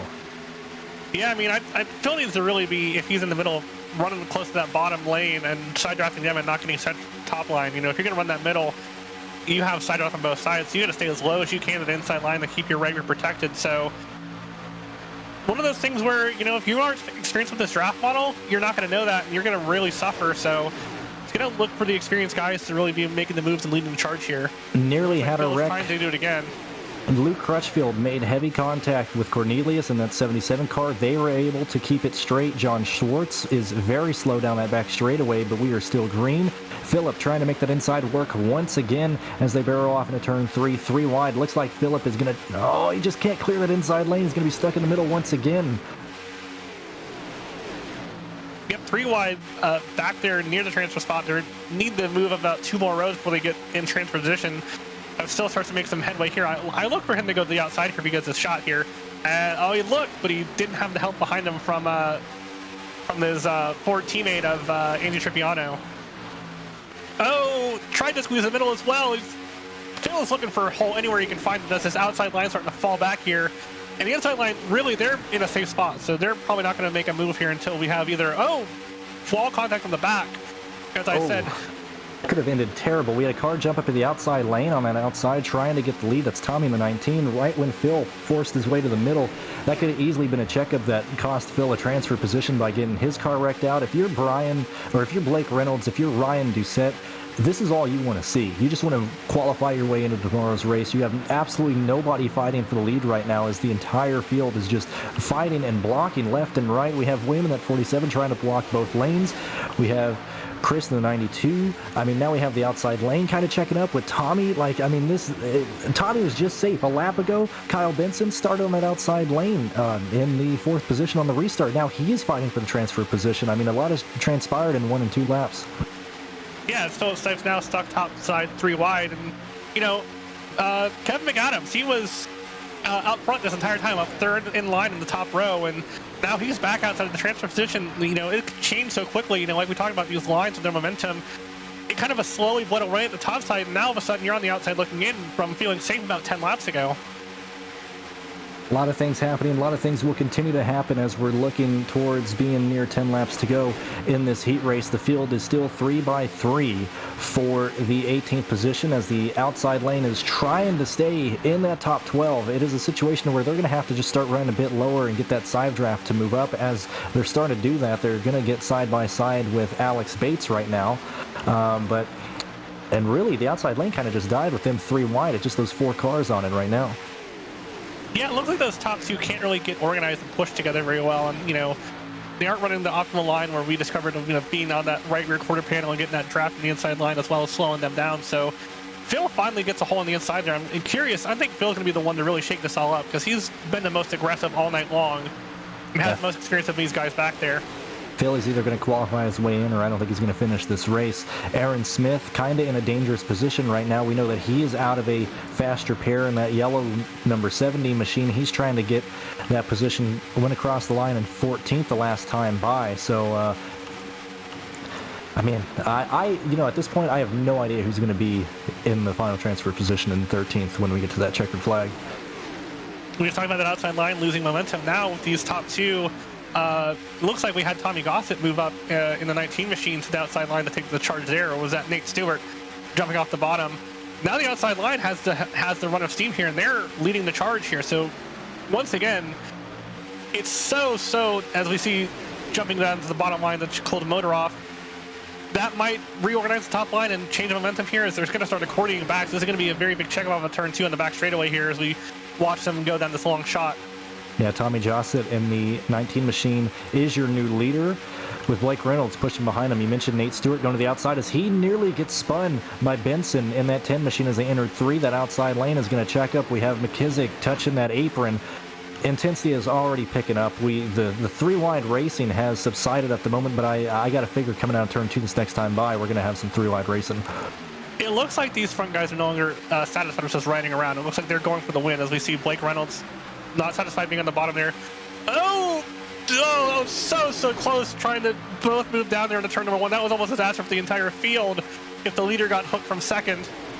Yeah, Blake Reynolds takes the lead back as he heads down the back straightaway this time by. Benson being pushed by William at 47, being pushed by Mick Adams, and the 26 being pushed by Aaron Smith. Guys who, some of them have ran in the top 10 all night, some of them haven't even seen the top 5, as we are going to be coming to 5 to go this time by. I guarantee they don't make this 5 laps in the green. They're absolutely wild back there. It's now, once again, the outside line really not going with Boisvert, and I believe that's Benson. So they've been struggling to really get that momentum up the outside line. And again, inside line guys probably will settle to be there if we, feel safe. But it's hard to feel safe at any point in this pack. Speaking of feeling safe, I think if you're Michael Sturgill, if you're Philip Snipes, if you're Brock in the 33, if you're Aaron Smith, I think you are absolutely panicking right now because those leaders pulling those 5 cars away from the pack, I mean, that bumps out 5 guys that you really can't pass. They're going to try and get momentum as they enter turn 3 to try and start passing those guys in the inside lane. But right now, the only people safe, if I'm riding right now, I'm feeling safe if I'm Reynolds, Stewart, maybe Gossett. Past that, anybody can wreck, anybody can get past right now. Yeah, I mean, we've seen this top 3 on the outside line pretty much be there the whole time. They haven't really shuffled at all. McAdams, Boisvert, and Benson, they really haven't been able to get the momentum together, but they are starting to claw back a little bit as they head into turn number 1 with 4 laps of racing to go here. Yeah, coming out of turn 2, 4 laps to go. Something's got to happen. Nobody's even thinking about going to the outside lane because you're gonna need help. Right now I'm looking. I don't really see any teammate. Several cars together in the back of the pack there. It looks like someone got right hooked in the back straightaway, and it just collected about 5 or 6 cars there. I wasn't sure who was in it. Justin Howe's in it. Several cars taken out there, as I saw a white car, the first car to be sideways, but no idea who or why.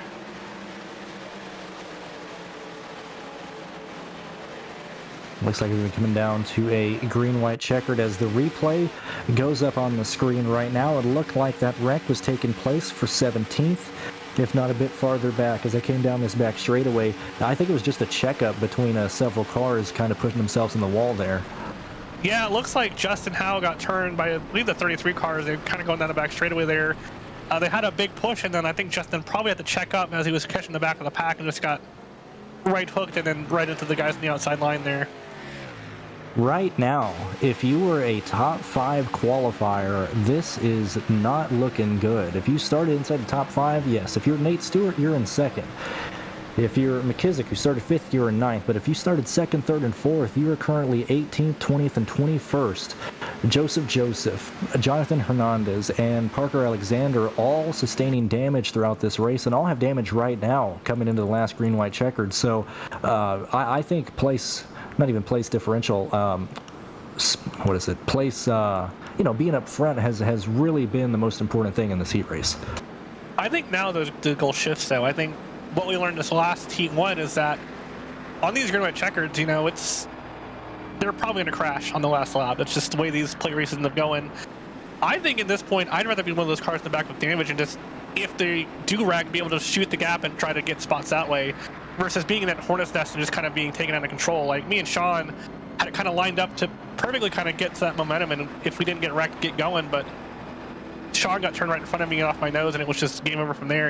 I know you guys on the inside, you and Dylan, were able to just shoot a gap that just kind of got lucky there, but so if you're in that middle of hornet's nest, it's going to be pretty much impossible to really get rolling and do much. And right as the drivers are going over it, I want to ask you to explain to the viewers what is the green-white checkered situation, as we are now passing regulation. We'll be taking lap 40 this time by. We'll get the one to go signal, and it's going to be just a green-white checker to end this one. Yeah, and as we didn't run across it in the first one, but with this being green-white checkered, this will be point of no return. So when they get the green here, they will not throw a yellow if they wreck out of turn number 2 in this first lap. They will get the white flag no matter what, and they will race the checkered. So crash or no crash, they're going to be racing it out. Yeah, I think dangerous is an understatement here, especially if you were in like 12th, 13th, even 9th. We saw that we had a big wreck out of turn 2 in the last heat.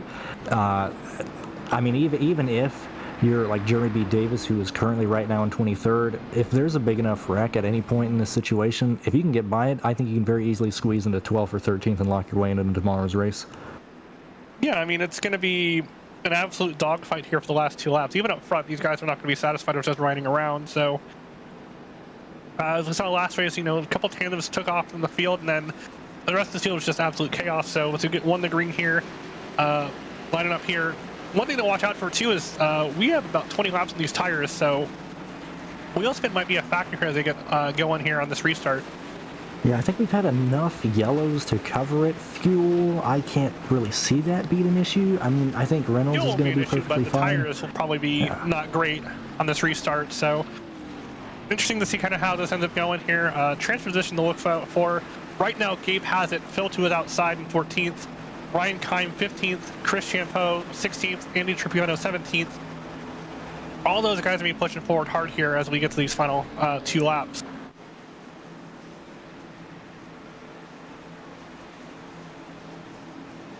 Got guys in the back too, like Krobach, Parker. They've all got damaged cars. They're cut off the pace, so they're hoping that they just absolute chaos wadded up from 10th on back so they can have a shot at kind of sneaking through it and lucking their way into not lucking their way into, but getting their way into it through not being there at the moment and just being in the right place, right time.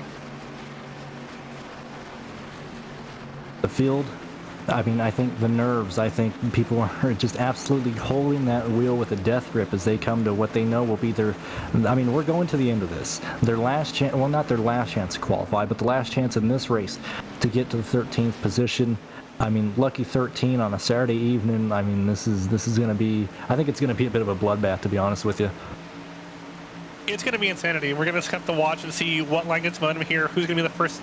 I think that if we're thinking here, Phil's probably going to be the first to jump out 3 wide and try to really push his way forward here. So that might either work for him or, like me and Sean did, it might be a detriment. But Blake Reynolds gets a great launch as the inside line really doesn't go there. It's going to stack things up as Nate Stewart drops down in line and struggling in the inside line still. There's pretty big back. So we got 2 cars around the back. That's Justin Howell and Luke Crutchfield. There's more cars sideways at mid-pack. Lots of cars involved in that one. I don't know.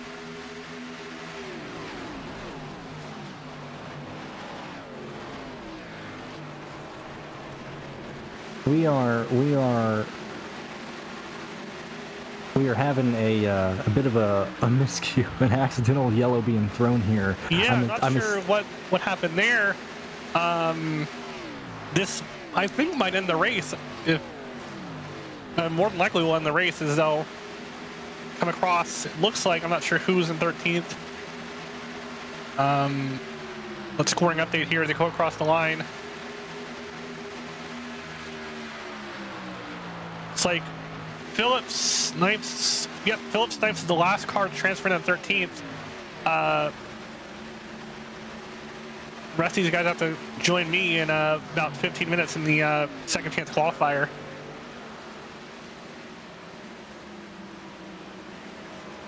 So Blake Reynolds won another event here at Daytona in WINSTEL competition. Not sure what happened there in the back to start that crash. We saw several cars sideways. First with Justin Howell and Luke Crutchfield, and then most rest of the field.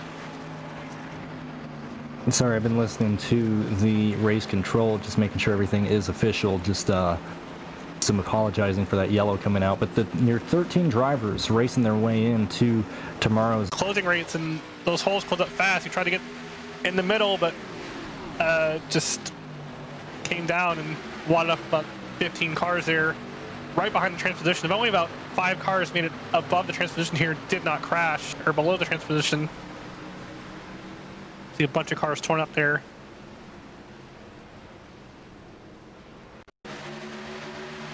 Well, Blake Reynolds, how about that? Won the race last year, became the first 2-time champion, has won his duel, currently doing burnouts right now over the Daytona logo. I mean, last year, he was my favorite to go in and win. We got Nate Stewart down there congratulating him, doing burnouts with him. And, I mean, I think Blake Reynolds is going to absolutely be a guy that we have to worry about as drivers. I mean, this is a man who has won the event in 2014, has another top 5 in 2015, and I believe he has one more top 5, if I can't. Oh, yeah, and his win last year. I mean, the guy has the most top